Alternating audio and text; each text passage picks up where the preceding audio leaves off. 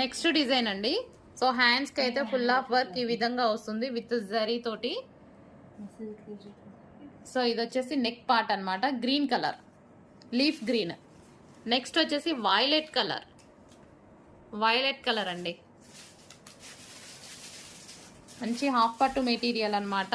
Zari work ఎందుకు తీసుకున్నాను అంటే జరీ విత్ థ్రెడ్ తీసుకున్నాను. సో మనకి మగ్గం వర్క్ స్టైల్లో కనపడాలని అలా తీసుకున్నాను అనమాట. సో ఇది వచ్చేసి maroon colour, dark maroon colour. చాలా డేస్ పట్టిందండి చేయడానికి. Dark maroon.